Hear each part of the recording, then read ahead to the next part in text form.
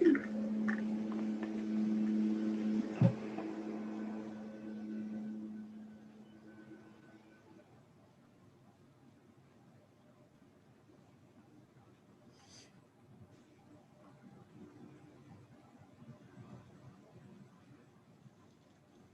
live. All right, we're set to go. Take us away, Ian. Thank you. It's 2:01, Monday, February 1st. Welcome everyone to the Mendocino Historic Review Board meeting, monthly meeting.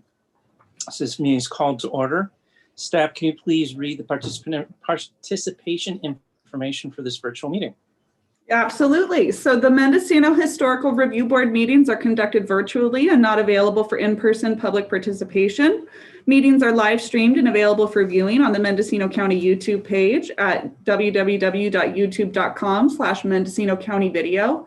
In order to minimize the risk of exposure during this time of emergency, the public may participate digitally in meetings by sending comments to pbscommissions@mendocinocounty.org or via telecomment in lieu of personal attendance. All public comment will be made immediately available to the board, staff, and the general public as they are received and processed by staff and can be viewed as attachments to the meeting agenda. All requests for telecomment must have been received by 10 a.m. this morning. So if you're requested to speak under public expression, please call in now. We thank you for your understanding during this difficult time and thank you for your continued interest. So can we have roll call, please? Yes, so Commissioner Saunders. Here. Oh, and I should say board member, excuse me, board member Saunders is here. Board member Kapler. Present. And Vice Chair Roth. Present. Thank you. All right. So on to agenda item number 2A, election of review board chair and vice chair. So would one of our other two board members like to make a motion for chair and vice chair? I'll make a motion to nominate Mr. Roth to be the chair. Thank I you. would Do we want to second handle that. these separately or collectively? What's it? Separately. I didn't. Separately? Okay. I'm sorry. Board member Saunders, did you have a second on that? Yes, I'll second that. Great. All right, Yeah. so that was a motion by board member Kapler, a second by board member Saunders to make Chair Ian Roth the chair of the review board. And so we'll do a roll call vote here. So board member Roth. Yes. Aye. Board member Saunders. Yes. And board member Kapler. I So with Thank- that, Mr. Roth, you are the chair. And now we would look for vice chair. Do I have a nomination for vice chair? nobody wants to be that.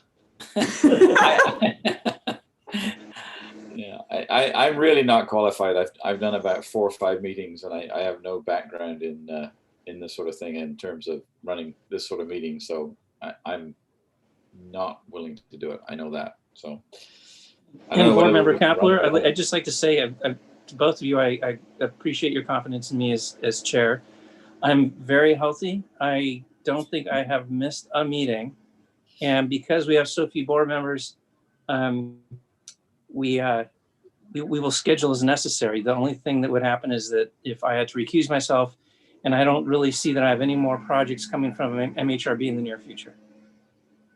If that makes anyone feel any better about things. So my only reluctance to be vice chair is my hearing issue. And as long as we're doing Zoom meetings, I don't have that problem. If we ever go back to the community center, I may have that problem again, but I'm willing to serve as vice chair in the meantime. So let me propose that as chair, as vice chair. I mean, And do we have a second on that? I guess I could, as chair, I try to stay out of the motions to the first and second, but seeing as how the individual probably doesn't want to second himself, I will second that motion. That seems appropriate. So thank you, Chair Roth. So I'm going to go ahead and do a roll call vote then, and this is for Vice Chair to be Holm Kapler. So we're going to start with Board Member Kapler Aye. and Chair Roth Aye. and Board Member Saunders. Aye. So with that, our new chair is Ian Roth and our new vice chair is Holm Kapler. Thank you. Thank you. So, agenda item 3 is our determination of legal notice. Do we have proper notice? Has that been established? Yes, all items were properly noticed. Thank you. Appreciate your commitment. Our agenda item number 4 is approval of minutes. We have got 2 minutes in front of us. We have the December 7th and the December 7th of 2020 and the January 4th of 2021. Do you have any comment on the first set of minutes from December 20th of 2020? I don't have any comments. No, none from me either. Well, that's impressive. Well, you usually have some sort of comment. None today? Nope. Okay. I must be Nor do getting I. better in my minute taking abilities, so. You guys are doing an awesome job. Do I don't have any other comments myself. So do I have a motion to approve the December 7th minutes? Sure, Yes, I'll I'll move to approve them. Is there a second? So, Okay, if Alan made the motion, then I'll make the second. okay. Roll call, please. All right, Board Member Saunders, Yes. Vice Chair Kapler, Aye. and Chair Roth. Aye, and I like to see, I like to hear the term Vice Chair Kapler. It sounds good. And thank you. All right, with that, the December 7th minutes are approved with no changes. Thank you. January 4th, 2021 minutes. Any comments from our board members? No comments from me. None from me either. Staff, you're doing an amazing job. I don't have any either. Hey. Okay. Motion to approve minutes of January 4th, 2021. I'll make that motion. And I will second it. Thank you. Excellent. Okay, let's start with Vice Chair Kapler, Aye. Board Member Saunders, Aye. and Chair Roth. Aye. With that, the January 4th minutes are approved with no changes. Great. Thank you very much. And thank you for wordsmithing what we talked about at the various meetings. I appreciate that you captured all those different subtle nuances. Oh, good. Okay, thank you. I think we all do. On to agenda item number 5, correspondence. Do we have any correspondence that's been received for items not on the posted agenda? Yes, so you have received in your packets a letter from January 12th, 2021. This is from Kathleen Cameron, and it relates to the composition of the Mendocino Historical Review Board. That is the one piece of correspondence, and no other correspondence has been received. Duly noted. We did get a letter from Jean Arnold, or at least I did, which I think went to the board members. Yeah, Yes. there's been Yeah, stuff posted to the. The letter went to the Board of Supervisors. Oh, I'm Okay. sorry, you're talking about for a specific case. Yes, there was numerous public comment letters received for various public hearing items, but in terms of general correspondence, there was just this one piece of information. Yeah, I so don't all know the- where that one from Jean came from, but it's not on any of the input at this point. It was concerning her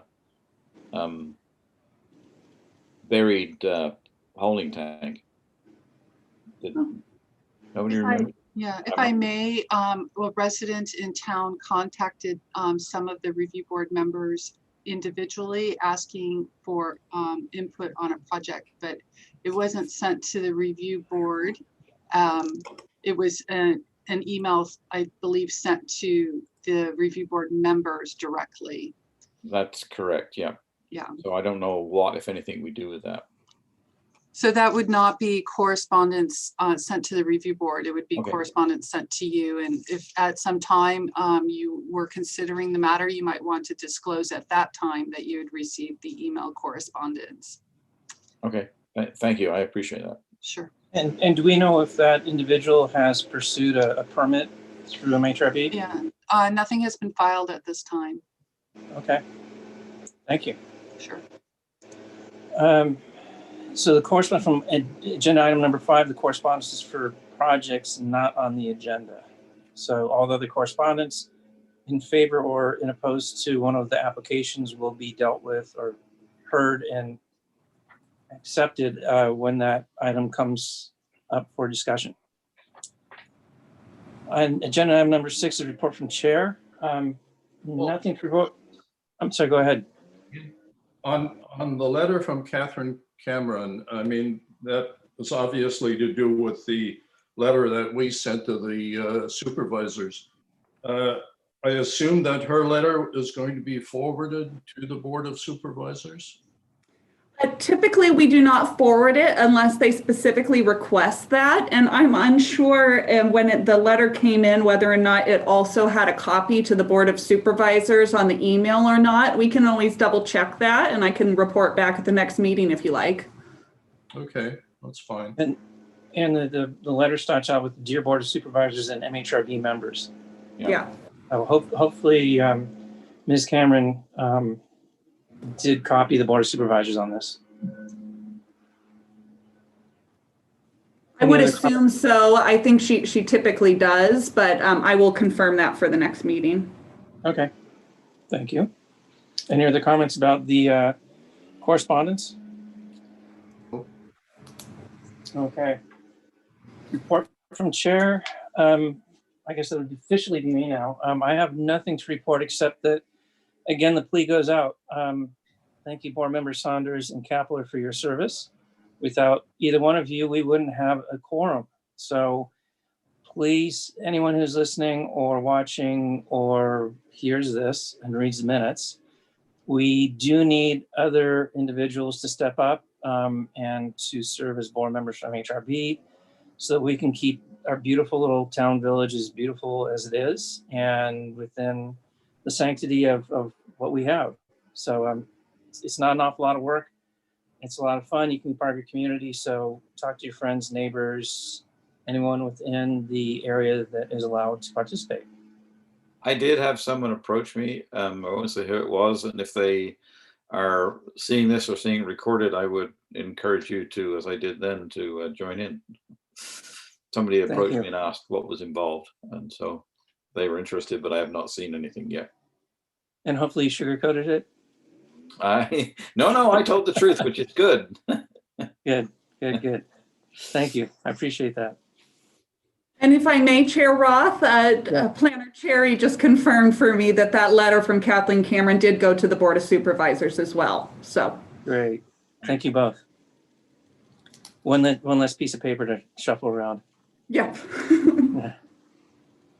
Okay, I think we're ready to go on to item number 7, public expression.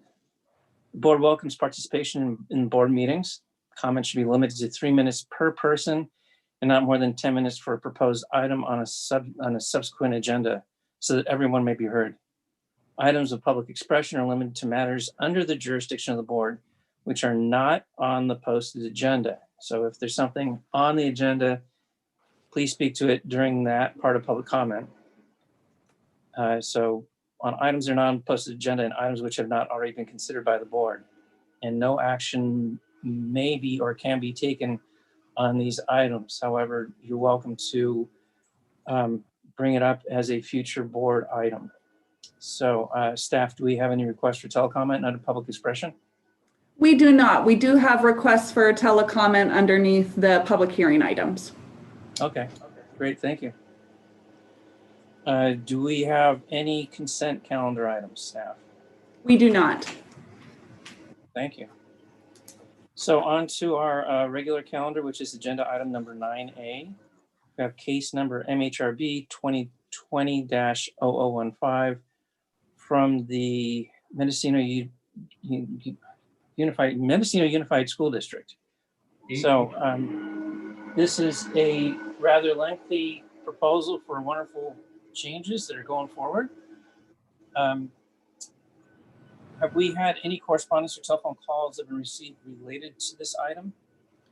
No, we have not. There are 2 requests for telecomment, but they both appear to be representatives of the school district as well. So we've received no letters or any written correspondence on this. Okay, would you be, Ian, just a Yeah. second. Yeah. I'm wondering, I have a number of issues with this item, and I'm wondering if we should move it to the end of the agenda and take up the others, which I don't think are going to take a whole lot of time. I don't mind that. We've got two other items besides this.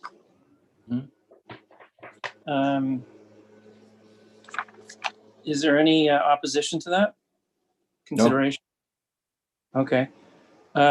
If the applicant doesn't mind too much, can we put them as 9C and shuffle them around so that 9B comes up first? Or how do we do that? That's the decision of the board. So as the chair, you can reorganize the agenda. No problem. I would propose that we do that. Okay. Right. Okay, so we're going to put the Mendocino Unified School District at the end of our public hearing. So then we'll be going to our application 2020-0016 under Rice, which is a proposal. It's a permit request to replace an existing shed with a new workshop that's slightly larger. So staff, can you present your report on this one, please? Sure, I would be delighted to. This is MHRB 2020-0016. The applicant is Felicia Rice. I'd like to begin by saying that we've posted many public comments that have been received on the meeting webpage. So they're available for the public to review. And before the meeting began, I confirmed that the review board members were aware of those messages. This site is a Category 1 historic site. It has a historic structure on the property, and there's an accessory building. The accessory building is close to one of the property lines, and this accessory building, the current property owner's father used to use this building for, I believe, watching video or something. And the current property owner is a printmaker. She'd like to expand the internal floor area to make the studio more usable for her art form. So she's proposing to make it larger, but to continue using the existing footprint. One of the recommendations that staff is making in the report is that acknowledging that reduced setback towards the corner of the property, so that they can continue having the building in the location where it is now. So that would be additional finding lettered D on page 2 of the staff report. I did meet with the applicant last week and went over all the conditions in the staff report and had some discussion with them. After the meeting, I made a memo that's been distributed to the review board with some recommended changes to conditions. And I just want to share my screen with you briefly to go over those changes, if I may. We're recommending that condition 7 not be adopted. The building that's going to be used is a non-residential dwelling, and this condition 7, when it was recommended, relates to the conversion of a residential structure to a non-residential structure. So it's really not applicable to the project. The published conditions were numbered out of sequence, and so with the revised recommended conditions, I am putting in the corrected numbering. So condition 5, no changes Condition 6, no changes, and condition 7, no changes. 5, 6, and 7 have become frequently used conditions for many projects. They require that the permit be attached to the building permit application, that prior to final inspection of the building permit, that the planning staff go out and also do an inspection to confirm that what the MHRB permit covered was the work that was completed. And then we have a policy regarding outdoor lighting, that it be shielded. So those are those 3 conditions. Then condition 8, which I thought could use a little bit of clarification and straightening out, has to do with exterior finish and materials. 8A, the exterior finish shall be painted board and batten. They're proposing board and batten, and they want to paint it a color similar to the main residence. But the review board and the guidelines do have a statement about use of synthetic and imitation materials. So I clarified a previous condition and made a note here that use of natural materials is favored, and that imitation or synthetic materials are to be avoided. And then condition 8B comes from our regulations that no more than 10 inches of the foundation shall be visible. The applicant is going to put a new foundation underneath this accessory structure. The color, as I mentioned, the applicant wants to match the historic structure, the King House, and it's painted red.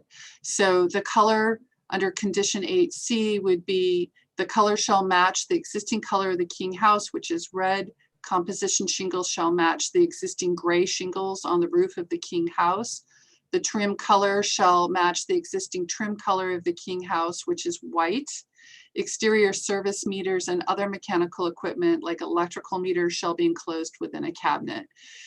This condition 8C is recommended because the review board has purview over exterior colors, because we do look to have mechanical equipment enclosed within a cabinet, or if it's not enclosed within a cabinet, an MHRB permit is required. So that's the basis for the recommendation on 8C. 8D, all exterior windows and window frames shall be made from wood, noting from the design guidelines. Note, metal or plastic window or door frames are not acceptable.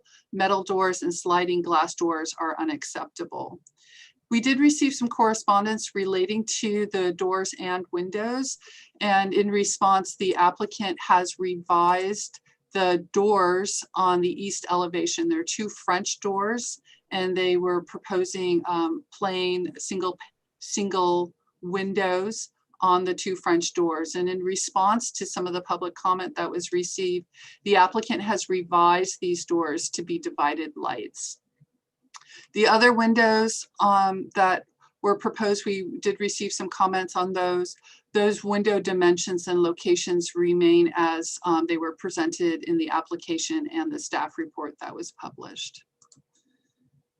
So then condition 9, going back to the conditions that staff are recommending be revised, condition 9 would read, a 4-foot by 8-foot pad shall have an aggregate concrete finish. The following surfaces are allowed: brick, flagstone, board, grass, and gravel. Asphalt is prohibited. And then we're recommending that we remove from condition 9 and concrete are.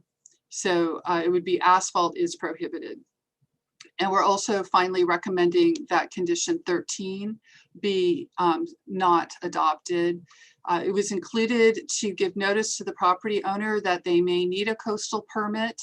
And I think it's a good practice to give that notice, but it's not clear what kind of permit they need.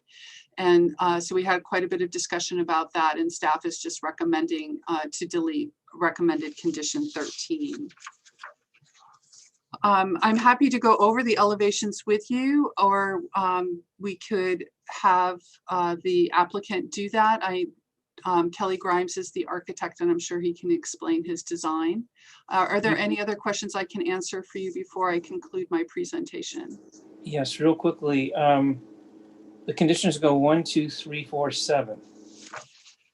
And 7 was that no residential dwelling unit or portion thereof should be converted. So where does that get renumbered? Right. So in my memo, I corrected the numbering.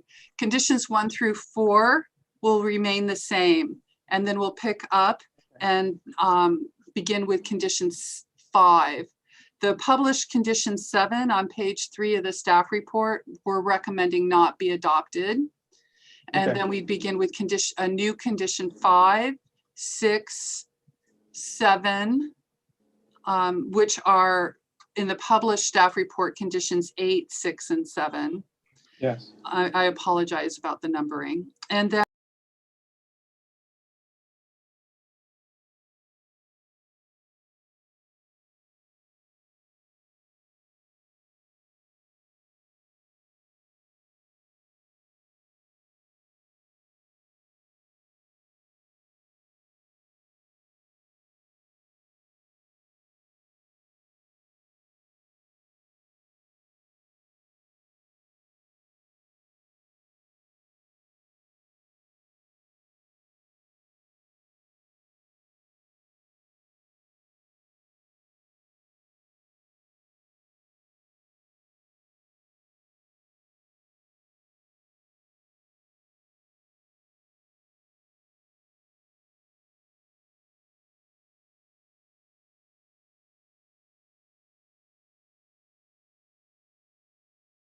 Felicia Rice and Kelly Grimes.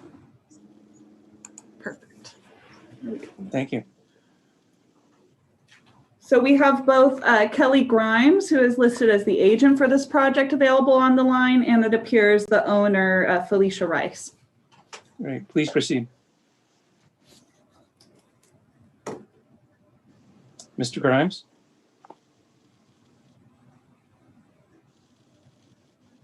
Oh, and it looks like he might be also on a phone here. Hold on one second. This looks familiar to me. Mr. Grimes, if we have you, if you're on the phone, it's *6 to unmute.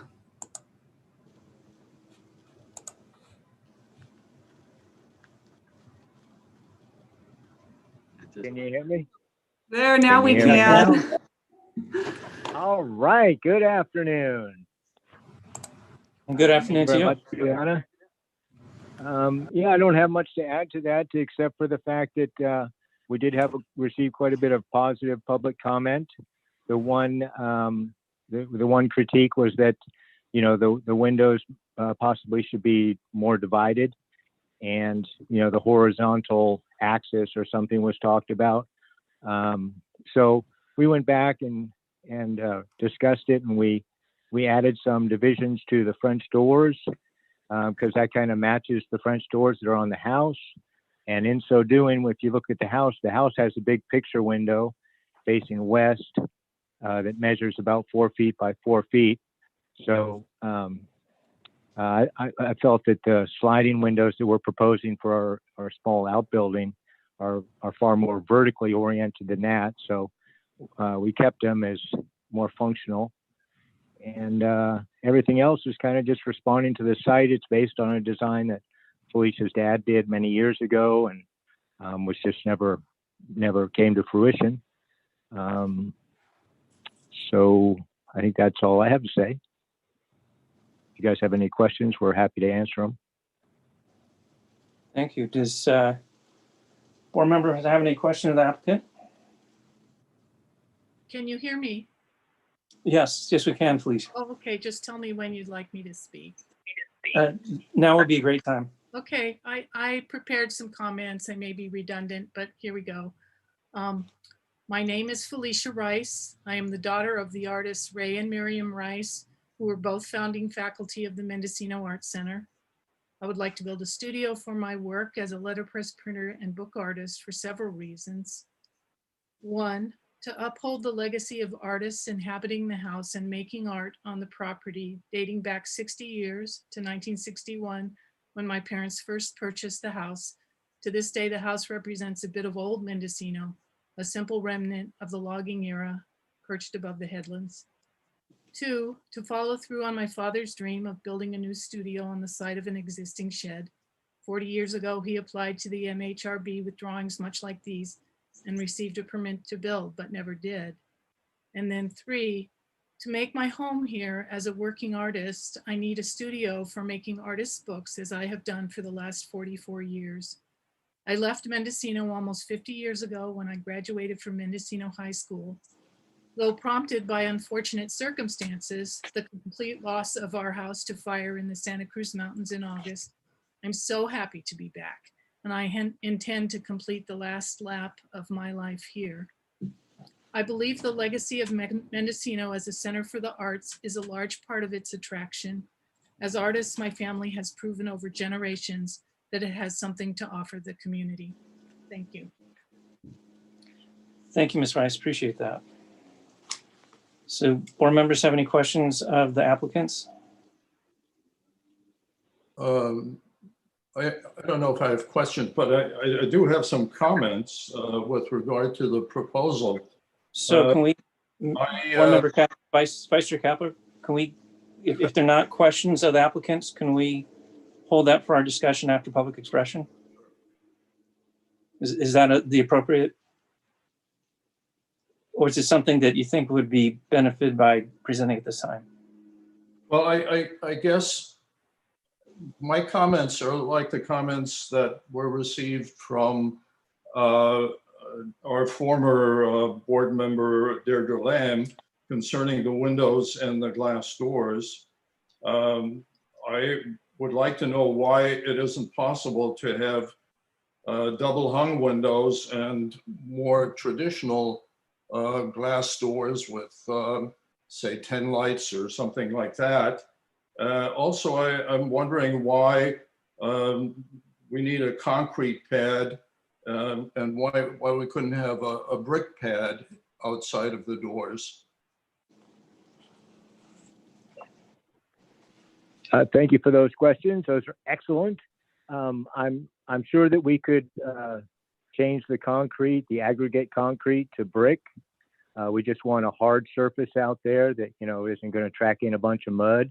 We can have a little mat.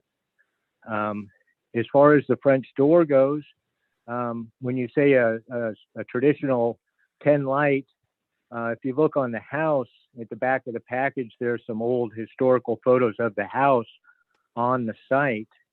And I think it would be totally inappropriate if we introduced a different type of French door than what is actually exists there on the site right now. In my packet, it's the second to last page. It has a clear picture of the French door that exists on the house, and it's one of those ones it's divided exactly as we have shown. It's not quite your standard, but it's definitely, there are several of these in town. It's kind of goes with the houses that have larger windows like this house does, without, you know, being all cut up like 6/6 or something like that. So this is definitely a style. If you notice, the trim is all fatter, things like that. And so we're trying to respond to the style of the house on site as opposed to the standard house in town. If that helps. Okay, yeah, that helps a lot. But what about the windows themselves? These are sliding windows as opposed to windows that go up and down? Yeah, you know, most of the utility buildings, most of the garages in town do not have double hung windows. The double hung windows would make this outbuilding look more like a little guest cottage, and you know, which would be appropriate if it were a guest cottage. It's not. It's, you know, we're trying to keep it more with the appearance of a garage, barn, utility type building. Mm-hmm. And, you know, I think sliders are totally appropriate. And we've made them so that they are, each piece of glass is vertically oriented. It's 2 feet by 3.5 feet. You know, so I think it's a style of building that's appropriate. We don't want to make it, you know, so charming and it looks like a guest cottage and turns Mendocino into Carmel.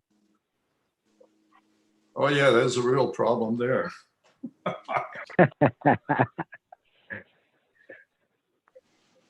If I may, on the packet that was sent to the review board is some images, some historic images of the primary dwelling. That would be on page B, like boy, 5 and 6 of the staff report. And you can see the French windows on page B6, and you can see some of the windows on the main house on page B5. Thank you. Sure. Any other questions of the Also, applicant? can I Go just ahead. add one more thing? That the existing shed on site, which is approximately half the size of this building, has windows that they're very similar to the windows that we're proposing. I think that they're fixed windows, but they're kind of square windows with one vertical bar going through the middle. So those are shown on page A4, A like apple, 4 of the staff report across the top of the page. Thank you, Juliana. Sure. Thank you. Any other questions by the board of the applicant? Not from me, no. Vice Chair Kapler? No, I'm fine. Okay, thank you. Let's move to the public hearing. I'll open that, and this is the point where we address any telecommenters that have submitted their form and are waiting in line. Do we have any in queue? Thank you, Chair Roth. We have no requests for telecomment under this item. Okay. Yeah, there was public comments posted on our website, though, as you saw the written correspondence. Absolutely. I believe there are 7 public comments. That sounds Okay. right. So this is time when the board brings the discussion back home, and we can present questions to staff, the applicant, or the public. So we'll start with Member Saunders. Do you have any comments? No, I do not. I think it's a good idea, and I'm impressed by the amount of public comment that came back on the notes. By the way, everybody seems to be generally in favor, as am I, of having more art in the town, as I have a wife who does likewise. Thank you. Vice Chair Kapler? Well, the only comment I have is that I think based on the explanation we received with regard to the windows and the doors, I can accept the windows and the revised version of the doors. And I would like to still see a brick pad rather than a concrete pad, Thank you. which would also mean changing, I think it's recommended condition 9.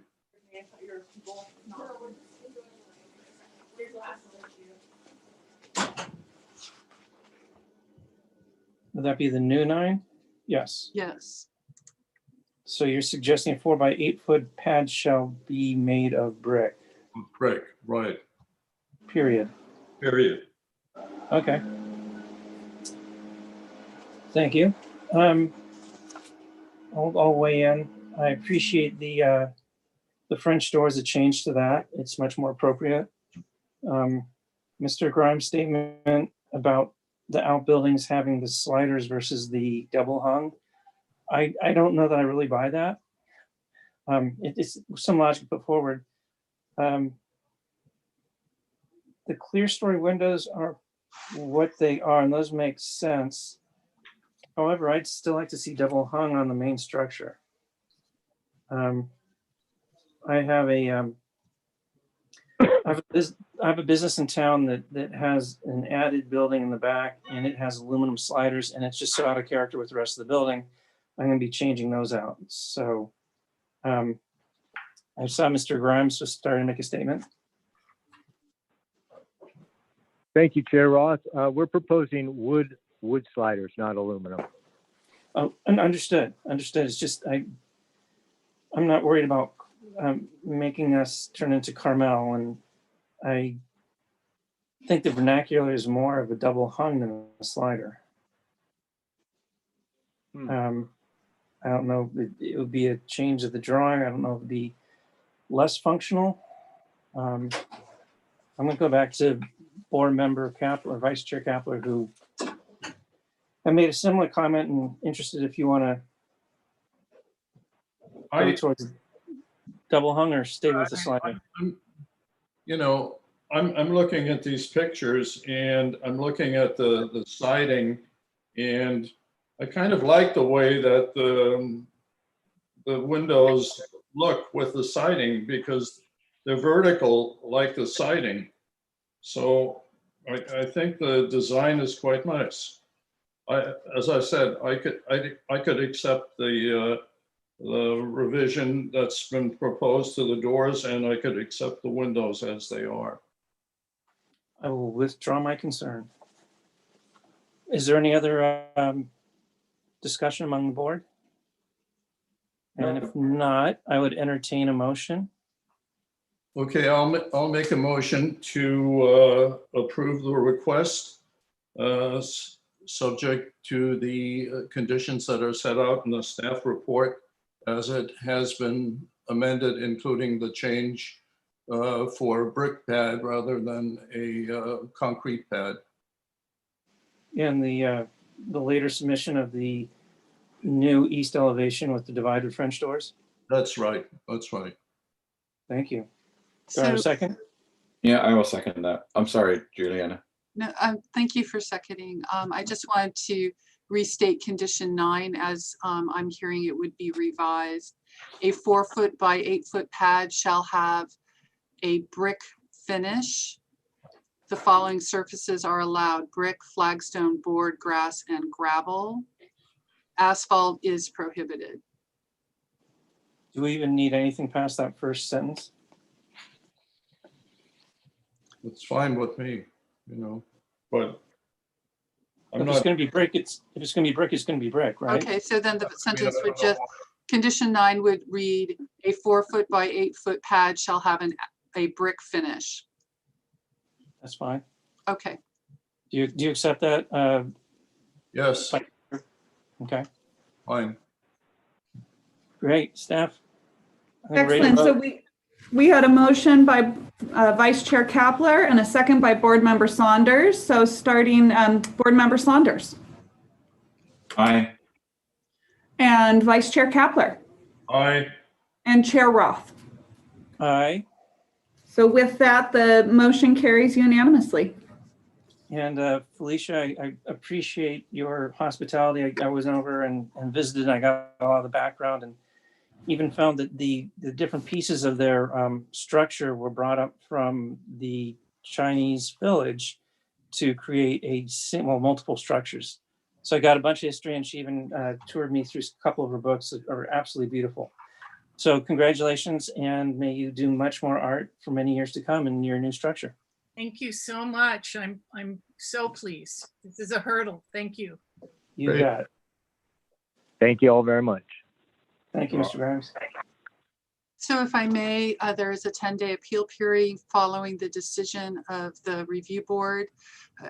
Early this week, I will mail out correspondence describing the action that the review board has made, and at the conclusion of the 10-day appeal period, if no appeal is filed, we'll issue a permit. Wonderful. Thank you. And now we're going on to agenda number item 9C, which is an addition of a deck to Cafe Beaujolais. Staff, can you please present the project? Sure. I'm sorry, This is, we need, was there any correspondence or telephone contact received related to this item? I have not received either. Okay, presentation, please. This is MHRB 2020 number 17. The applicant is Peter Lopez and their agent is Deborah Lennox. It is a request to construct a 515 square foot deck with a 115 square foot ramp and 57 square foot of wood stairs and brick landings. So the site is a category 2A, the Johnson Barn and the Johnson Rental. And it is on Ukiah Street, 44835 Ukiah Street. I think with outdoor dining and Cafe Beaujolais offering eating and drinking at their business, they're looking to have decking for outdoor dining. That's what I think is the impetus behind this. And in the staff report, one of the application is attached, and staff report page, oh, it's not numbered. I'm just looking for the site plan.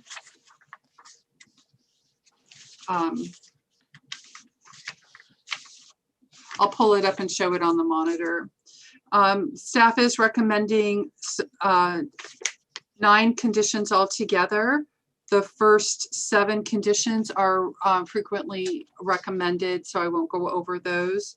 The exterior color, condition number 8, shall match the existing exterior building colors, or use of a transparent stain shall be applied to the wood surfaces.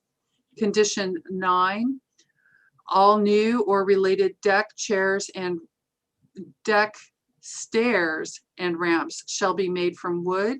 Landing shall be made from brick. New or replacement exterior building materials shall not include use of imitation or synthetic materials such as aluminum or vinyl siding, imitation stone, imitation brick, plastic laminated beams, concrete block or board, stucco, asbestos shingles or panels, or plywood panels. So pretty straightforward application, and the conditions, most of them are ones that we've seen before.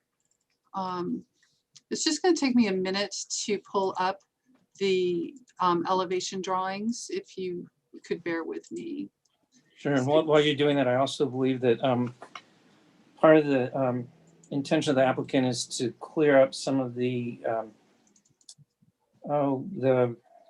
storage outside of the brickery on the back side. I guess that would be the, trying to figure out where north and south is on this.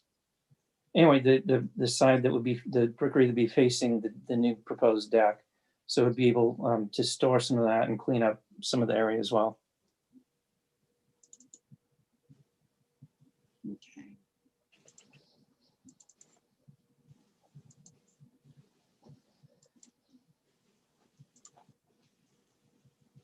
All right, here they are. They're not included in my packet, so I apologize if you also did not receive these, but I have them here to share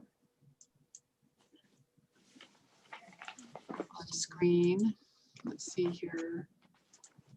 Let's make this as big as we possibly can. All right, so here is the site plan, and Ukiah Street is near the top of the page. There's the office, the trash enclosure, and then the brickery. There is some existing concrete. So this is the existing site. Then here is the proposal to put some bricks here and some relocating the stairs here to align with the door to the office, and then to put some deck between the brickery and the office. Then there would also be a brick landing here on the other side of the office with switchback stairs. And here's some elevation views showing the office and the brickery with a fence that would be removed. And over here is the brickery on the left and the office on the right, within the space in between being shown. There would be access to a generator underneath. So here is the new stairs coming up to the office door. The brick landing with a ramp towards the office door. The ramp continues to this deck between the brickery and the office. This elevation here on the right shows the deck with the stairs coming up to the deck and still having access to the generator open space down there. Do you have questions that I can answer about the site plan while it's up? I do not. Okay. Looks good. All right.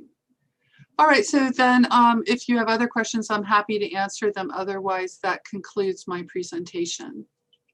Thank you. Ms. Lennox, would you like to do a presentation of the project? Anything beyond what Planner Cherry's brought forward? Thank you, board members, for hearing us. I'm Deborah Lennox, the architect. I'm representing Peter and Julian Lopez, who are the new owners at the Cafe Beaujolais. Juliana was very thorough. We are going to be putting some storage underneath the office, so there's an extra access. So the deck is raised up off the ground a little bit, which is why we have the stairs on the east side. And then the other part about it is to have ADA access, which is what the ramp is on the west side of the office. Everything's going to be high quality redwood with a clear stain. And there's a couple of existing walkways in front of the restaurant now. Between the office and the restaurant is a little brick walkway. So that's where I got the idea of going ahead and using brick where we hit the ground. And I'm happy to answer any questions that any other board members have. Thank you. Members? I don't have any questions. No, I don't either. It looks, I like the way it's laid out already, and this is an improvement, so. Great. And I'll just going to note that what is being called the office is actually what they call the waiting room at this point. And if you haven't been there, you should go. I'm not trying to advocate for anyone, but it's nicely decorated, and they do serve coffee and coffee drinks and pastries from 7 in the morning till noon. Worth a stop by just to check it out. Tastefully done. There. Good. They have, Okay. They have the best croissants I've had in the United States. Just to give you some of my history, that office was the office of Leventhal and Schlosser architects when I came to this town. So it's had a lot of history. Okay. And I think it was the carriage house for the hearse for the cemetery at one point, maybe? Or so I've heard. I don't know. Okay, so at this point, we're going to bring it to the, thank you, Ms. Lennox. We're going to bring it to the public hearing. Do we have anyone I believe you said there wasn't anyone lined up for public hearing. There's no members wishing to speak under telecomment for this item. Okay. Now it comes back when to close the public comment and bring it back to the board. Does anyone have any comments about the proposal? I don't. It looks like a very nice proposal to me, and I look forward to having a coffee on the deck. Thank you. Nothing for me either. Okay. And I will, full disclosure, I was approached by Peter Lopez some months ago, and he threw the idea at me, and I said, that sounds great. Have get in touch with this lady named Deborah Lennox, who I might have worked with once or twice. I said, work with her and see if she's interested and put something together. So Deborah, thank you for following through with that. I think it's beautiful. It's gonna be a nice addition. It's gonna clean up the aesthetic of a bunch of it and provide some nice seating. So is there a motion from the board? Sure, I'll make a motion to approve the request subject to the conditions set out in the staff report. Is there a second? I will second that. Thank you. Can we get a vote on this, please? Yes, so that was a motion by by Vice Chair Kapler and a second by Board Member Saunders. So we'll go ahead and do our roll call vote. Board Member Saunders. Aye. And Vice Chair Kapler. Aye. And Chair Roth. Aye, thank you. With that, the motion carries unanimously. Well done. Let's go have some coffee and croissants. If I can, again, just a reminder that there's a 10-day appeal period associated with this action. So early this week, I will send out a letter to the applicant letting them know what the action was in writing. And then within the next 10 days, if an appeal isn't filed, we'll issue the permit. Thank you. Which brings us back to agenda number 9A, and I apologize to the applicant. Thank you for your patience. This was quite a lengthy proposal. I want to find out where you got funding for this, but I applaud you on the effort, and I know there's probably a number of questions. So this is application number 2020-0015 from the Mendocino Unified School District for improvements to the high school. So may we have a presentation from staff, please? Absolutely. So I'm going to keep my presentation relatively brief because I do know that the agent for the project, they do have a presentation planned, and I think that'll be more informative to the board than anything that I can give you. So just starting off with the project description, this is a request to demolish, renovate, and or repair several of the Mendocino High School buildings. In addition, there are limited additions proposed, including solar arrays and new landscaping in several areas of the campus. I do want to note that there is a pending coastal development use permit for this project. That's U 2020-0010 that has not yet been referred to the review board for their comment, but I anticipate that will be forthcoming, possibly even at your March meeting. So just to give the high level overview, the Mendocino Unified School District adopted a facilities master plan in November of 2019. And consistent with that facilities master plan, the proposed project involves the renovation of the site and modernization of several of the high school buildings. It also involves limited additions and the installation of the new landscaping. So in the staff report, I tried to break it down between the various structures and tried to put ties back to the various materials that were provided by the applicant to make it very clear what improvements we were discussing. So the primary changes to the exterior of structures includes the main building, the Music and Performing Arts building, the MCN building, and then there's other various noted changes, and that's on MHRB page 3. So I will leave it there at sort of that high level I also want to just note about the solar array. So there was 3 different locations shown for the proposed solar array on the site plan. And in speaking with the agent, and they'll probably be able to speak on this further as well, is that they're really seeking to make the school carbon neutral. And that is going to require potentially a combination of the various locations of the solar array that was shown on the site plan. So they're not each standalone solar array options. There may be a combination of them that may be required.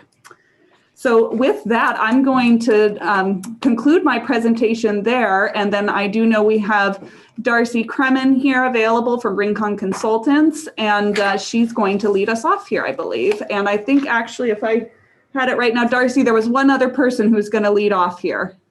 Yes, actually we need to add 2. So Jason Morse, superintendent, would like to say a few words. And we do have our senior architectural historian, Debbie Howell Arduilla, who will also be speaking. So I forgot we have a cast of characters. So excellent. Jason to just say a few words, and then I'll start a presentation. Perfect. I've just moved everyone over. Great. Thank you so much. Thank you all. Please go ahead and present the application. Can you hear me okay? Yes, we can. Yes. Okay, I thought you would be able to see me too, but I guess not. First of all, I'd just like to thank MHRB for considering this project. My name is Jason Morse. I'm the superintendent of the school district. This is my 9th year as superintendent. For those of you that know or knew Ken Matheson, I'm almost here. I've almost been here as long as he has, which is quite an honor. Ken was my mentor. Anyway, this project has been discussed for the last 9 years, and I think you could say it's been discussed for the last 70 years. This school is in desperate need of upgrades and modernization, and I think that given our limited budget, we have put together a thoughtful, efficient design that will last for years to come and be a model of energy efficiency. And ultimately, I am confident that this is a school that our community can be proud of and will be proud of. So yes, I am happy to have Darcy Kremen from Rincon Consultants, Mark Quattrochi from QKA Architects, and then we have Otto Rice here as well. He's our maintenance and operations supervisor for any kind of nuts and bolts questions. So thank you for having me. Go ahead, Darcy. Oh, and Darcy, you appear to be muted. Of course. All right, here we go. You can see my screen. Yeah, thank you so much, Jason. Great introduction. So I'm going to do a very quick overview, introduce the team, talk very briefly about the project description. Rincon Consultants is an environmental planning and communications firm. So we're going to talk about our environmental analysis and findings. Then I'm going to turn it over to Mark, who's going to go over the project goals and details. And of course, then we're open for questions and feedback. Can't wait to hear what you have to say. So as Jason mentioned, so from the Unified School District, we do have Jason, our lovely superintendent, and Otto Rice is also here, the maintenance and operations supervisor, to answer questions about the school. From Rincon Consultants, of course, I'm Darcy Kremen, and we have Debbie Howell-Ardila, who is our senior architectural historian for the project, and from Quattrochi Architects, of course, we have Mark Quattrochi and John Stong, who will talk more details about the actual architecture. So overall, as Julia mentioned, there's a lot going on with this facilities master plan. The big piece is the main building, which, you know, we'll talk more in detail about. But the facilities master plan does include changes to the gymnasium, the industrial arts center, on and on. It also includes miscellaneous repair work, some project site improvements, and again, as Julie mentioned, the solar PV panels. So there's lots of excitement, and this is the brief map that was in your packet. You'll get more details. So really briefly, first and foremost, the project is exempt from the California Environmental Quality Act under 2 of the classifications. Class 2 is the reconstruction or replacement of an existing school within school grounds that doesn't increase capacity more than 50%. So that's clearly the main building piece. And then all the other components of the project are exempt under Class 14, which is minor additions to schools. Again, all within existing school facilities, within the grounds, so there's no expansion. We did find that there is a potential for archaeological resources on the site. It is highly sensitive. We had our archaeologists out there doing some digging. They didn't find anything during their test pits, but they did recommend that the district implement best management practices, BMPs, during all ground disturbing activities. And the 4 that they recommended, which are in our report, worker awareness training. So before any ground disturbance, the construction crews would be trained on what to look for. Also, having an archaeologist and a Native American monitor during initial ground disturbing activities. And then the last 2 are pretty typical, which is if you discover any cultural resources, what do you do? And of course, if you discover human remains, what do you do? So these are very normal BMPs. Our document is now available on the district's website at the Mendocino Unified School District website, the link's there.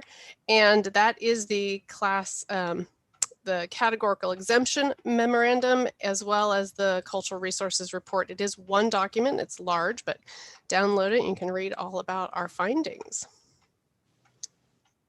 And Debbie. Hello. Hi, Debbie Howell-Ardila with Rincon. As Darcy was just mentioning, part of our project was conducting an intensive level historic resource evaluation for the school. And in that, we looked at all properties that are 45 years of age or older on the high school campus. So that included the administrative building constructed in 1949, the Mendocino Coast Network building constructed in circa 1920, and the industrial arts building from 1970. So what steps did the evaluation include? Excuse me, I have a little frog in my throat. We started out our work with a literature review and archival research. We wanted to understand everything we could about the school's construction chronology, the history of the town and the school district itself, as well as any design professional who might have been involved in the creation of these properties. The evaluation included preparation of a historic context, so we could apply a context-driven framework for our analysis, as well as a detailed site inspection, and then a really pedestrian level survey of the adjacent historic district throughout town. And then we bring all of that to bear in our analysis. What were the results? I actually have a specialized practice in schools. I've looked at hundreds of schools throughout, in particular, Southern California. And so modern school design is something that sometimes looks very utilitarian, but has some real interesting ideas behind it. So I brought those ideas to bear in this evaluation. However, none of the buildings that were analyzed in this report rose to the level of being eligible for either the California Register or the National Register. And all the details are really included in the report that Darcy just mentioned. And we look forward to hearing any feedback or answering any other questions you might have on those findings. Great. Thanks, Debbie. Sure. Now I'm going to turn it over to Mark. I'm going to stop sharing my screen and let him dazzle you with all the architectural details. The dazzling part. So I'm going to go ahead and share my screen.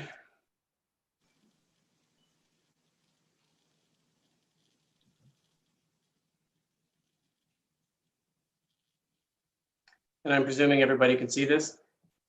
Yes. One thumbs up. Thank you very much. Thank you for having us. It's been a while since I've been before the Historical Review Board, and as Jason described, this has been a project in the decades of making. I've been the district architect since the late 80s and worked on most of the district's school sites, and the main high school building in particular has been in need.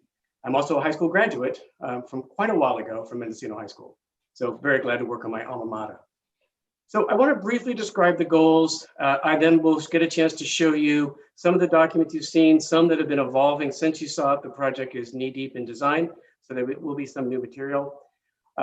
We're looking really at the goals from the school's bond from a couple of years ago and the master planning work that was done to really renovate the campus to 21st century learning environments. They've suffered immensely over the decades. This was highly involved with students, staff, and community members through the master planning and our design work now. As was talked about before, there's a strong desire, and my work is only in schools across Northern California. This is probably one of the most aggressive zero net energy decarbonization school districts, though that is the trend we'll be seeing in the next 10 years across public schools in California. So we're removing all fossil fired fuel equipment on the campus in its entirety. There are a lot of high efficiency energy upgrades that are to be done, including natural daylighting to reduce dependence on artificial lights. And then, as was mentioned, photovoltaic solar panel array, along with resiliency through battery backup. And I'll talk a little bit about that. On most of the buildings, it's mostly interior, but of course, the main high school building, which I'll spend the most time on, there's a great deal of exterior work. And then lastly, the importance of this project is the district and the Board of Trustees is not only a connection to the community, but dealing with a great deal of long-term maintenance issues, and also a design that's resilient in the harsh marine environment, which a great deal of my work is on the coast.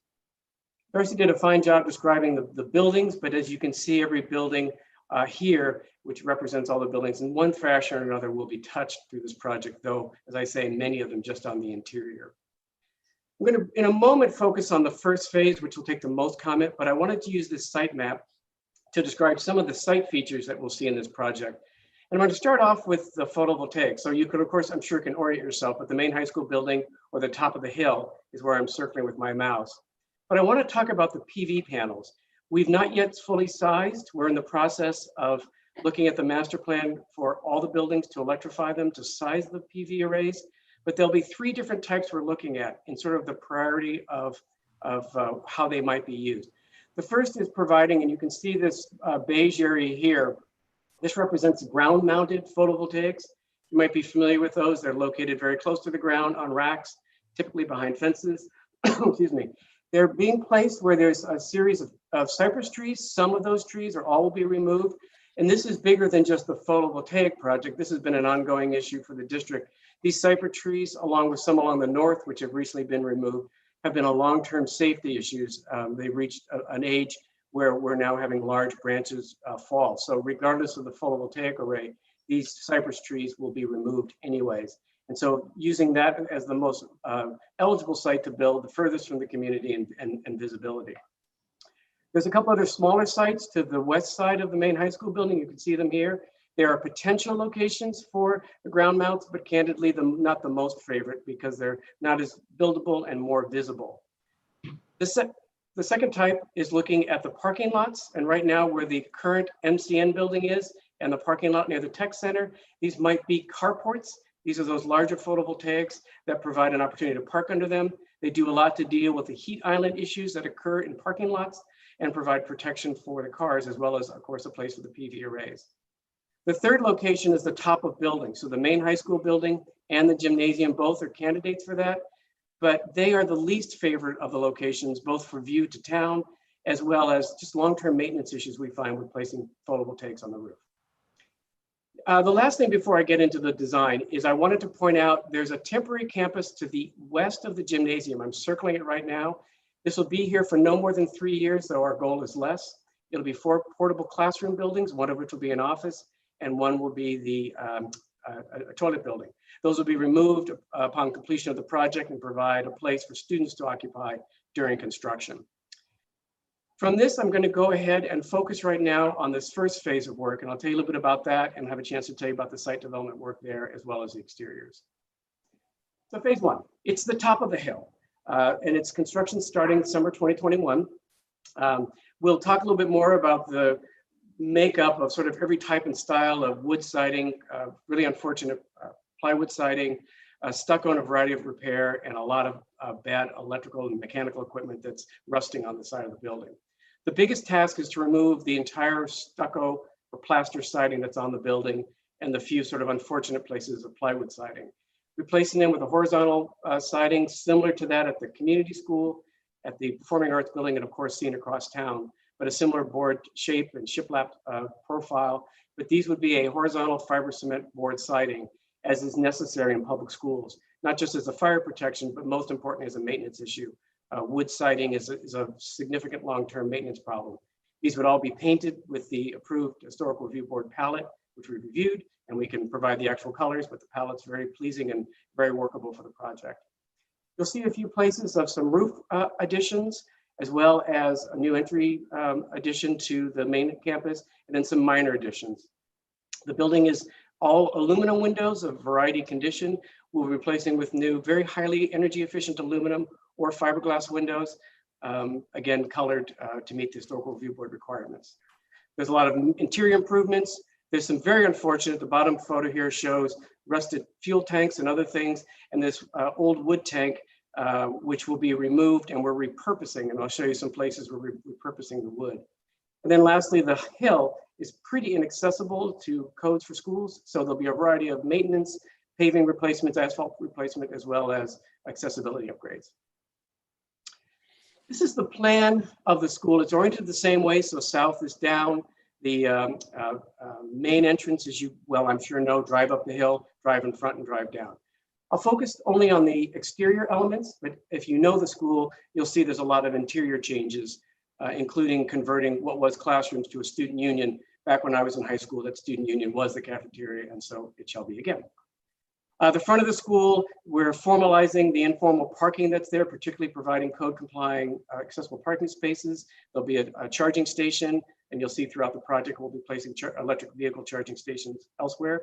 I'll show you in the rendering, this will make more sense, but the new entry, which includes a code required drop-off, as well as some paving changes.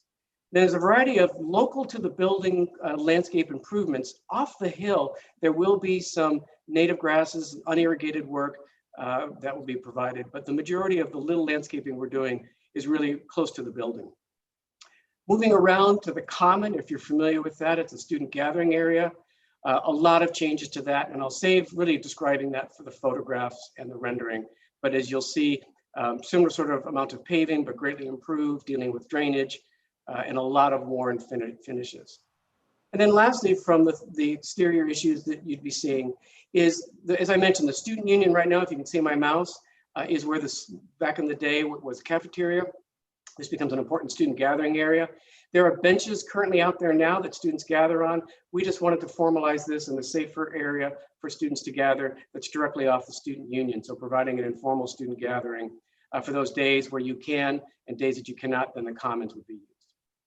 The last thing to point out, if you can see the red areas, though mostly and completely invisible from anywhere except on campus, there are 3 places we're adding onto the building. There's a couple other places we're removing non-code compliant construction, but we're replacing it with exactly the same footprint. But this is currently a classroom right here that says Sciences 2. We're enlarging that, growing into the quad to move a current science classroom so we have a true science cluster around a prep room.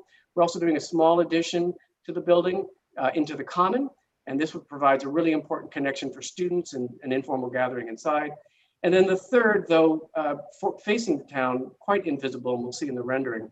The building currently ends where my mouse is. You can see that dotted line. We're extending it so that students and staff have protected connection to this small classroom and to the staff room. So I think all of this will make more sense as I kind of walk us through the exteriors and then the exterior renderings. So this is a great example of what Mendocino High School is. In its day in 1949 as a sort of mid-century modern building, it's been touched a great deal.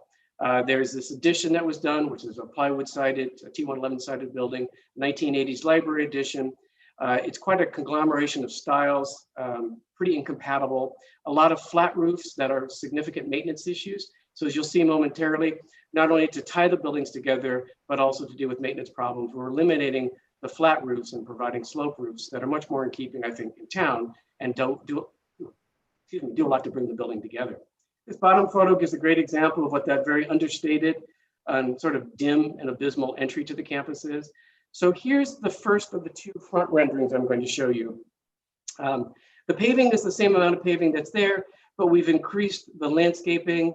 We've not increased the pavement, we reduced it a bit because we've increased the landscaping. And I'll zoom in on this entry, but you can begin to see the simple gable form that is now the entrance to the school.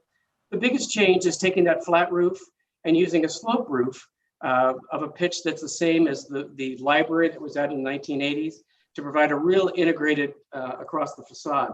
But probably the single biggest change is the removal of that really unfortunate both plaster of varying conditions, plywood siding, and some other poor condition siding on the library to a single integrated horizontal siding, much in keeping again with buildings on the campus and certainly consistent with what we see in town. There's a new flagpole that's being provided. There's a flagpole now up against the building. And I think the best thing to do is to then zoom in and look at the main entrance. So same rendering, just looking closer. Instead of that understated entry, we now have the gable form that integrates with the a gable entry that integrates with the slope roofs on both sides. We can see the planter area. This provides the code required drop off, as well as some benches for students to sit while they're waiting to be picked up. The rhythm of windows in many cases are matching what's there or resolve some really unfortunate rhythms that were there when some non-code compliant construction was done. But hopefully we can agree that sort of sense of entry is greatly improved, as well as creating a much better statement to the community. The last thing, as I pointed out, there were considerations for rooftop photovoltaics. This is the least desirable location, both for visibility to town, as well as maintenance issues on rooftop solar panels.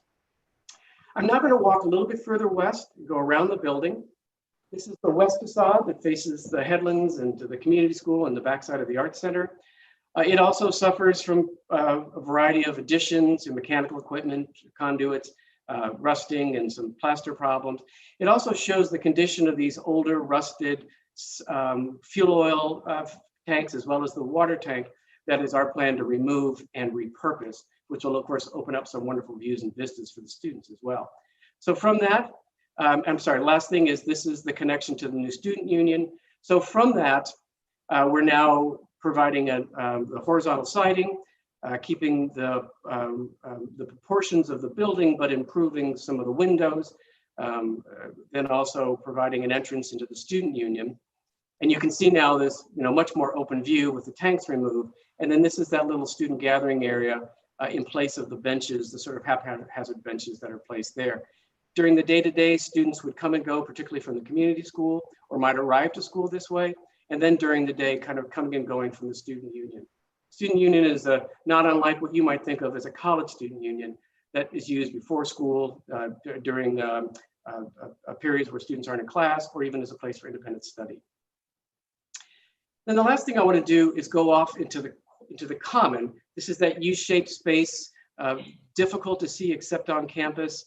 And again, we're seeing buildings of a variety of condition. This is that location I mentioned in addition to the science room. So this actually will be a large addition right here, but it's completely inward. There's also some places, and you can't really see them, where this flat roof is over the corridor. There's a sloped roof that will be placed over that. Again, not visible except on site. And here we're seeing a gazebo, really wonderful community project, but it doesn't meet the codes required for public schools and cannot be upgraded to do so. So in its place, we're really just refreshing a lot of the finishes. In this case, we're removing some asphalt, providing some concrete. We're providing some seat walls. These are outdoor learning areas, places for students to gather. You're getting to see some of the places we're going to use the repurposed wood from the tank. We're providing some new doors from the classrooms to activate and enliven the quad or the common. And then we're seeing some indications of the planting. Again, drought tolerant species that are appropriate for the coast are what's being used. But hopefully agree a much better quality of environment in dealing with the long-term maintenance and other issues that this suffers from. Lastly, and this will just take a moment, the other two buildings really that are touched, I'll talk about. So there are other buildings, the gymnasium, the tech center, the community school. Those will strictly be interiors work, though they will be painted, again, meeting the Historical Review Board colors. There's the industrial arts building and that we're doing some work on, and also the theater. And then this is the MCN building. When I was in high school, this was the band building and located where the tech center is. It's actually, it's in very poor condition. It's unsafe as a school building. And so long-term plan when MCN is relocated is to remove that and provide increased parking. Then lastly, minor site accessibility, as well as dealing with a lot of overhead power lines would all be placed underground. So the last two images are just of those buildings. We have not started work on these. These are future phases, but this is the industrial arts shop. Ford Street's here, the performing arts building is on the right. This rectangle exists right now, but it was a non-code complying addition. That'll be removed and replaced and use the same horizontal siding, which is reminiscent of right across Ford Street where the music classroom is. And then lastly, the performing arts building, if you've been there, that was my last building before the Historical Review Board, was this building. We're taking the existing lobby, which is a small rectangle, adding a small 7x14 addition, only visible within the courtyard, or perhaps as one's driving up Ford. And it provides a much better sized lobby for the sorts of things that go on that will match the siding of the performing arts building. So I know that was a lot. Really appreciate the opportunity to share with you sort of this high overview, and I'll stop sharing and be glad to entertain comments or questions. I just have one quick question for you, but I don't want to jam everything up. You're talking about the MCN building was looking to be removed at some point? Yes. Where would MCN be?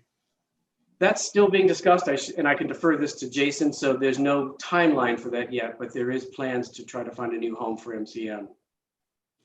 Okay, thank you. Proceed, please. And that's it for our presentation. I think both Jason, Darcy, and myself are just delighted at the opportunity to talk with you. We've been for months looking forward to the opportunity to start sharing with the board what we're thinking about, to hear your thoughts. Great, that's a wonderful presentation. I don't know if you guys are aware, but there was an applicant who's also on our agenda this evening who attended Mendocino High School. Felicia Rice graduated about 50 years ago and then moved back recently. I didn't know that. I heard Ms. Rice speak before. I didn't know that. I graduated a little bit earlier, but not that much more than her. Small community. Yes, indeed. Thank you very much. I have one quick question. I got one question for you, one question for staff. Where's the funding coming from for this? The vast majority of this is from the local school bond that was passed by the community. We'll also be applying for state funding, but the project is not dependent upon state funding. Great. Roughly $31 million in project cost entirely, all costs included. Wow, it's bold. And then question for staff, sort of a high level, keep us oriented. What do we have in terms of purview over this project? I mean, I know it's a state, schools are all state jurisdictions, whole different thing than we are. So do we have yes or no, thumbs up, thumbs down? Do we just have a comment and that sort of thing? Can you give me what jurisdiction do we have over this? That's a great question, Chair Roth. And from my review, it does appear that the review board does have approval or denial authority over the bulk of the exterior improvements that are proposed.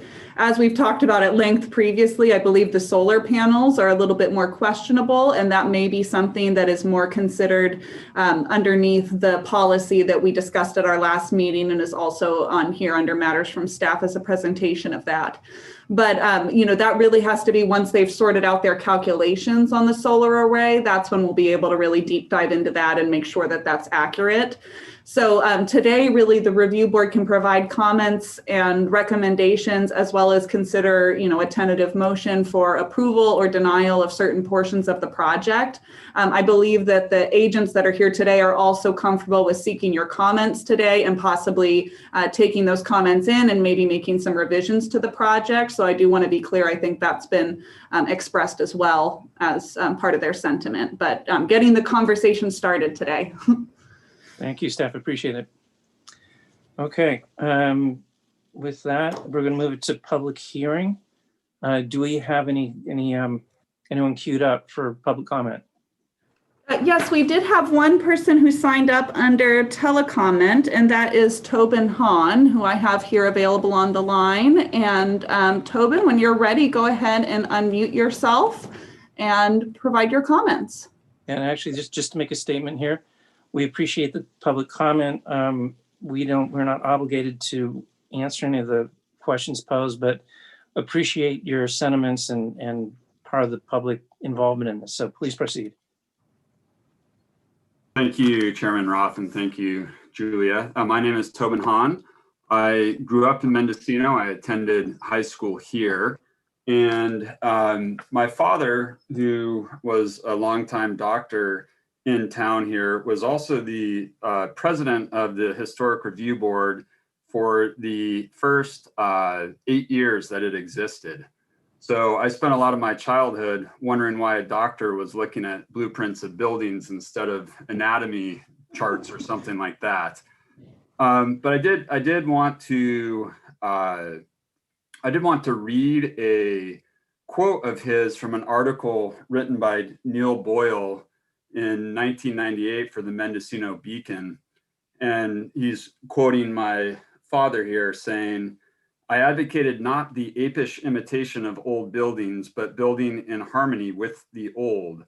Replicas hurt the original buildings. People walking by can't tell the difference." He added, "Better to make something of our own age." And we went on to say that some may not agree, but the Siegel building was sort of an example of this. So, you know, I just wanted to sort of lead with that background, and in that spirit, to thank you guys for doing this thankless job. One of my father's prouder moments was when, after a contentious hearing, an impeach Hahn sign appeared across Albion Street. So I know you guys are in a pretty thankless position. So thank you for stepping up and serving the community. I also happen to be the principal of the high school. And full disclosure, Julia was one of my former students and quite a good one at that. And I'm also the parent of 3 students who will benefit from this building. A little more background. Years ago, I worked with the review board to put a small pole-mounted photovoltaic system on the campus, which is tucked away by the community school. And it's just a 1.1 kilowatt small thing. But, you know, I really appreciated at that time the understanding of the review board that this was not just, you know, an environmental thing, but an educational thing, and that having photovoltaics on campus served, you know, not only to reduce a carbon footprint, but served an educational purpose. And I appreciate it. And I'll say that the first location that I thought was ideal, the review board did not agree with, but we came to an understanding, and I really appreciated that back then. I've also done classes over the years as a science teacher where I had students design a house that was sustainable using review board guidelines. And in fact, Kelly Grimes, who was on here earlier, and Harold Hawk, who I believe was a former board member, judged the project. So I say this not to be long-winded, but to show that I have a appreciation and understanding for your job and for what you guys do to keep our town what it is. So with that, I really only have two requests of you.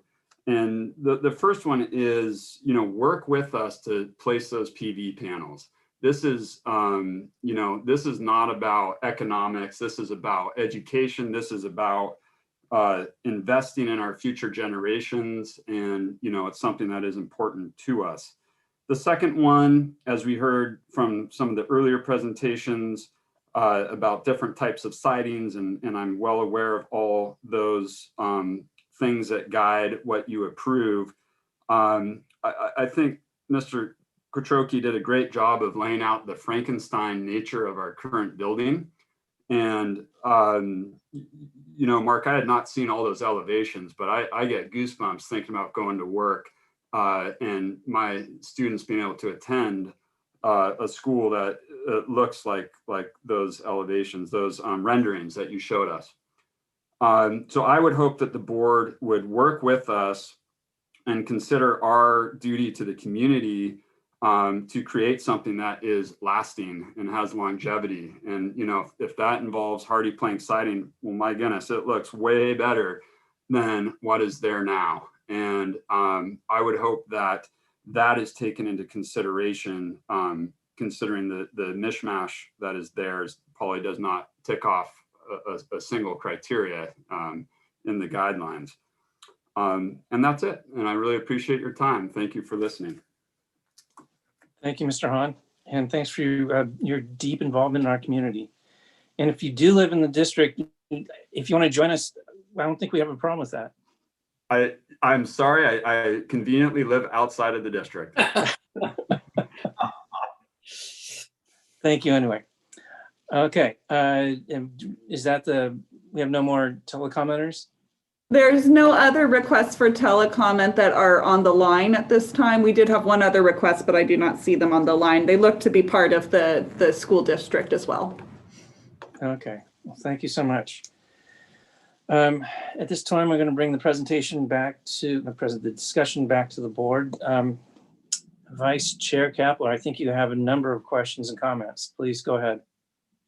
Thank you. Yeah, I do. And I appreciate the comments from Mr. Hahn. I think this is going to be a tricky issue all the way around. And I hope that we can all work together and come up with something that the community can be proud of. First of all, we've been given a lot of material in preparation for this meeting and also during this meeting. And it's somewhat overwhelming, I think. I would like, if it's possible, to actually receive a site tour to help me understand what's planned. I know there are concerns. We're living in the age of COVID and all of that, but we're talking about exterior. We can all keep separate. We can wear masks. Surely it's possible to get a site tour to get a better understanding of what is being proposed.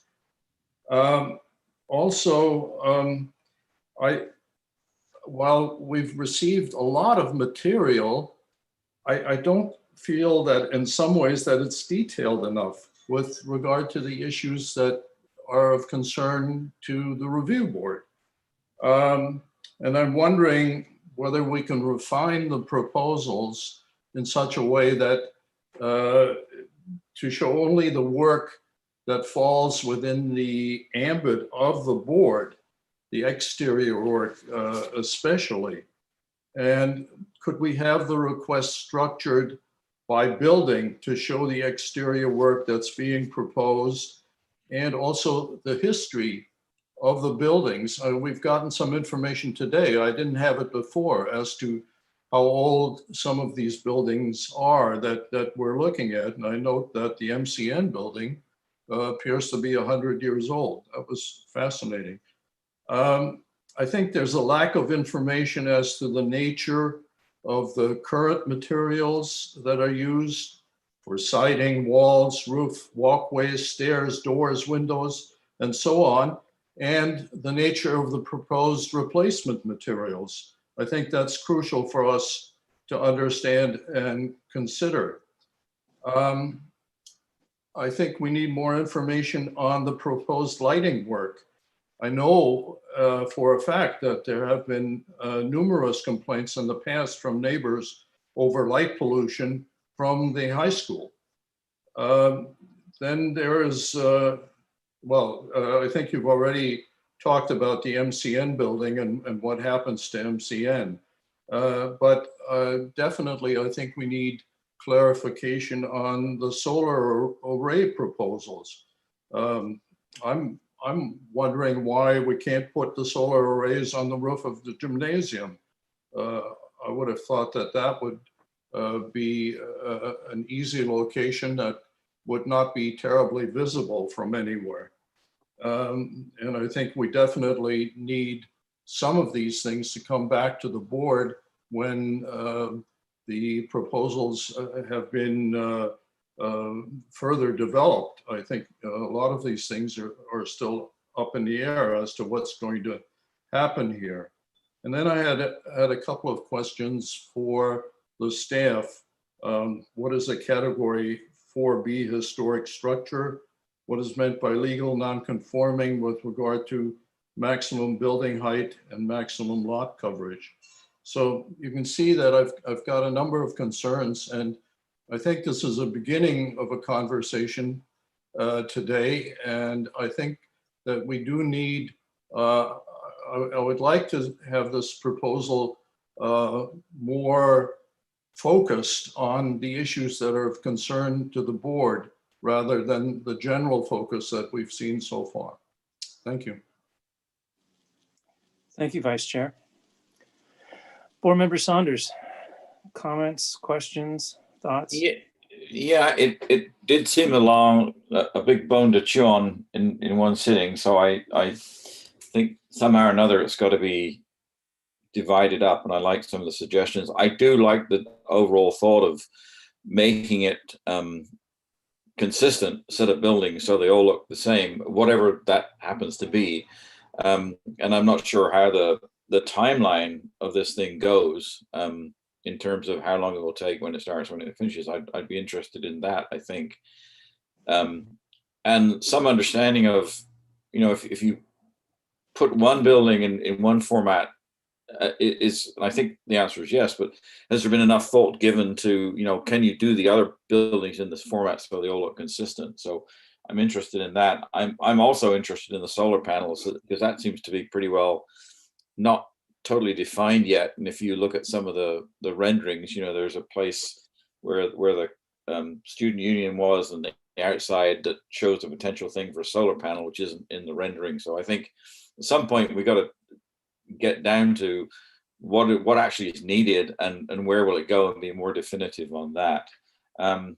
So I also agree that, from our purview, as I understand it, the interior of the building is not something that we necessarily have any purview over. So focusing on the exterior is really what we want to do, and perhaps in more detail. And again, what's the timeline for us to continue the conversation? Because today, we wouldn't go and say we approve this. We have to cut it up somehow and say, how are we going to get from here to when the whole thing is approved? Are we going to do it on a piecemeal basis as the building goes on, or are we going to get it all designed and go and do the whole thing in one fell swoop? So I'd like to understand a little more how we intend to proceed to give the approvals of whatever we need to approve. So those are my thoughts, I guess.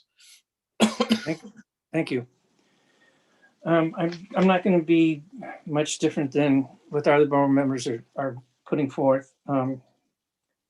When do you think you would be able to get the PV situation, the assessment completed to find out how much energy you need and how many panels you need? Soon. And if you don't mind, could I, in context of that, respond to, I think, some really reasonable comments about this is overwhelming. I mean, I've been working on this for a year now, and it's a lot to ask the board to digest. And candidly, our goal today, for as overwhelming as this was, to let you see kind of contextually where we are on the whole school site. I did not expect today for you to say, this looks great, go forth. I really, Mr. Kepler's suggestion, I'm more than happy to do a tour. And I have a suggestion, if this is amenable to the board. While I always want you to know the context into what we're doing, I suggest that we focus in terms of the application, the first phase. And I'll just answer your question about time frame. And part of the phase one question could include the photovoltaics, but if that's taking too long, because this is a multi-year project, that could be removed. From the district's perspective, we're most interested in, because we want to start construction this summer, is that first phase, which is the main high school building. And I concur also with both comments that we could provide focused documents, drawings, renderings, scope of works, descriptions, histories that are germane to the board. And I might have been a mistake on my part to try to give you more information about the goals and history and the interiors.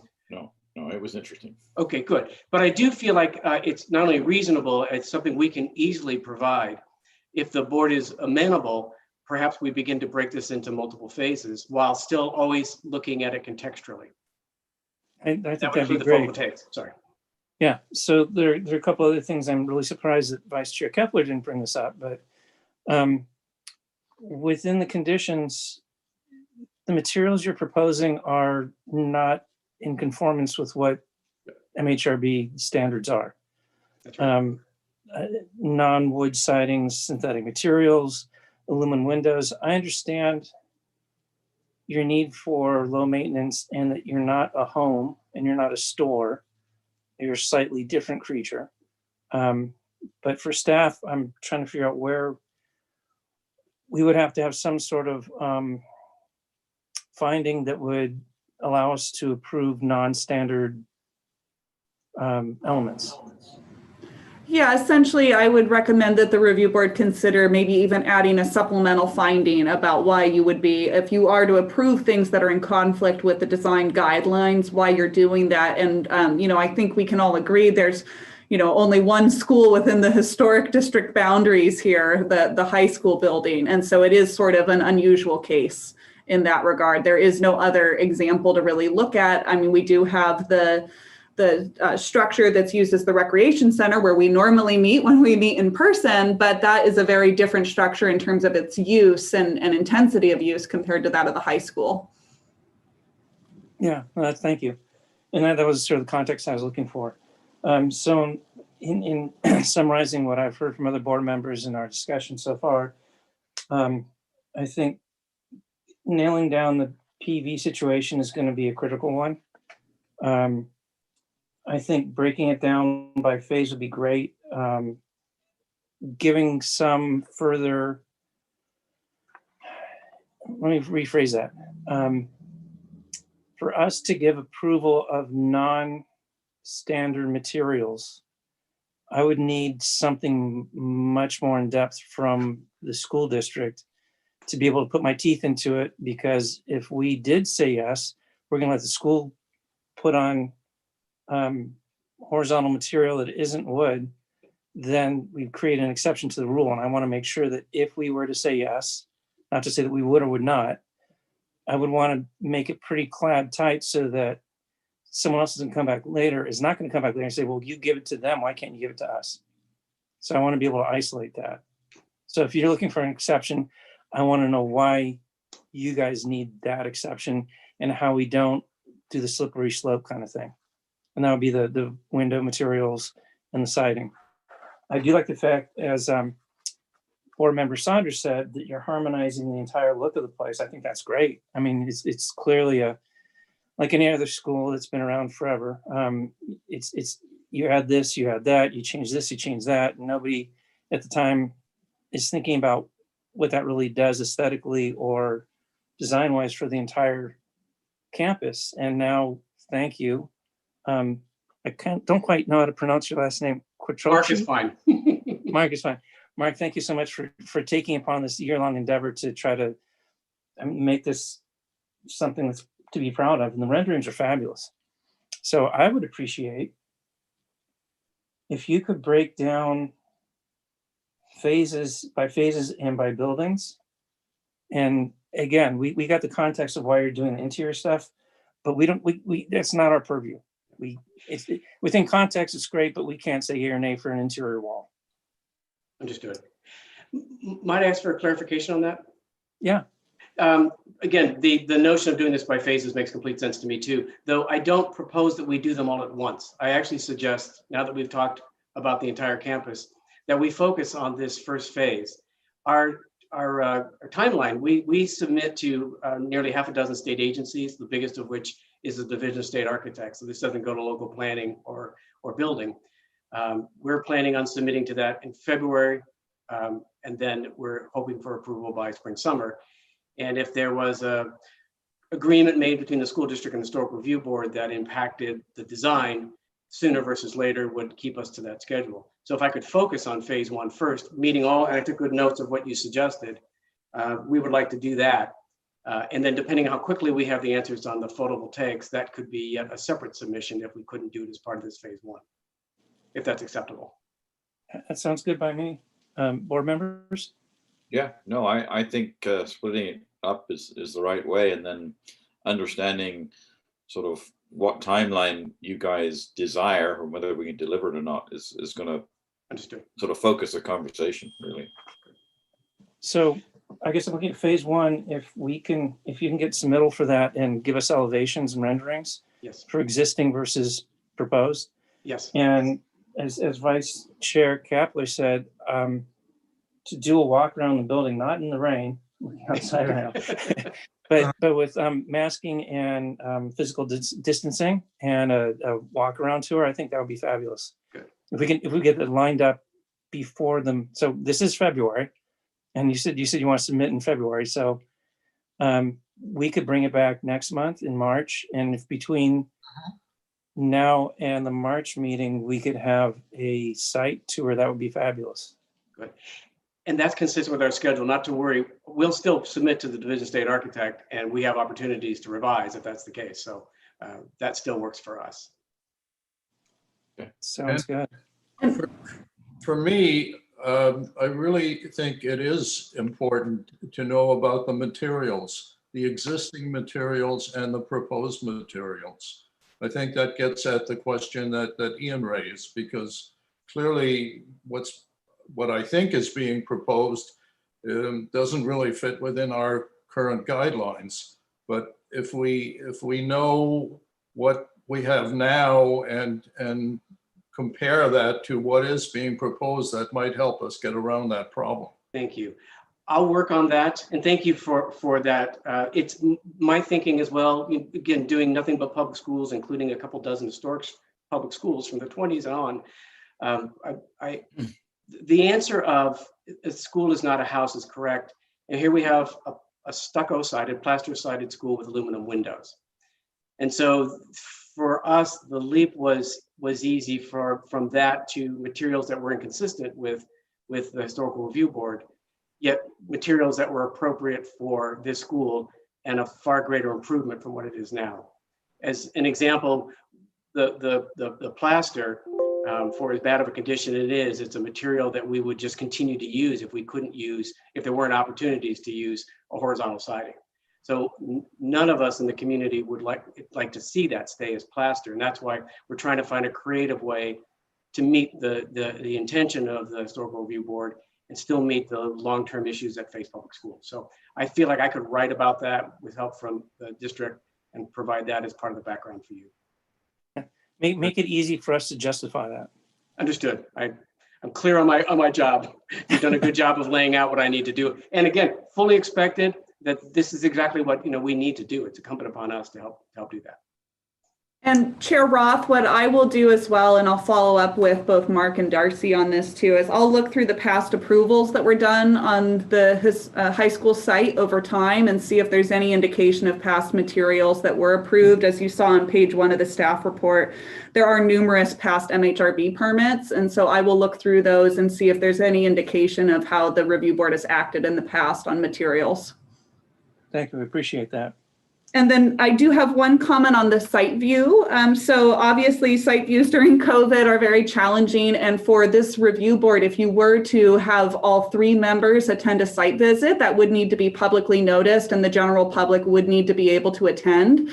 I do have some concerns with that given COVID and the gathering of folks in a potentially large number. So I would suggest to the review board that maybe site visits be scheduled individually, and that avoids that issue of having to make it a publicly noticed site visit with an unknown number of participants from the public. And is there any way, I'm sorry, I don't want to interrupt, but is there any way to, as we're doing our meetings, is there any way to videotape the site tour and have it non-open but available for review? I would need to discuss that with county council. I'm more than happy to do that. I don't know off the top of my head. There's been so many changes and executive orders that have allowed for differing levels of review of public meetings, including the ability to hold Zoom hearings, that I would need to confirm with him before I could say definitively. I would appreciate that. Okay. I don't want to burden you with extra tasks, but I would appreciate it. Well, and this is an important one, and I do see we have a hand raise here from Jason Morse, if you'd like to hear from him. Yeah. Yes, please. Yeah, we've done a few walkthroughs, and I got to be honest with you, not many people show up. So I am quite confident we're not going to get a big crowd, and we could even plan for like 2 shifts. Okay. I could lead a tour. Otto could lead a tour. I don't know if Mark probably wouldn't be coming here in person, but there are enough of us here that and Tobin could too. So we could do it, I think. I'm just saying, just tossing that out there. Well, that's great to hear and makes me feel a little bit more comfortable. What we just don't want is the entire town of Mendocino to show up at the high school to take a tour altogether. So, so then I will work with, and what I will want to do is likely plan it for just shortly before the next review board meeting that this project would be heard. So I will work with the agents on that. And then I will, of course, reach out to the review board members to confirm your availability. I would be looking to hold a publicly noticed site view then with that. Is there any way of hooking up a GoCam so somebody could walk around and talk us through it? We could. I mean, we could just use our own, essentially our own phones, or an iPad. So that's also an option. I don't think I don't know if people would get much out of it at home, but I don't know. I'm just thinking about it. But we could for sure. And Alan, just for your edification, for the not so long time I've been on the board, I've been to probably about 4 or 5 site visits, and I don't think we once have had any member of the public show up for it.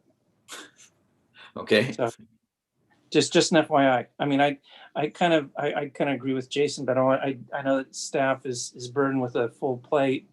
I'd love to see the site tour happen, understanding that COVID is a different time than we've ever had in our lives. So Julia, if you could just do a quick check with county council, that'd be great. I will, and then I'll follow up with both the agents and with the review board members. Thank you. And do we need a motion to continue this? Yes, if you would be looking to continue it to the next meeting, which I would recommend that the review board do, just to make sure that there's no momentum lost on this application, then I would like to see a motion of that effect. Gentlemen.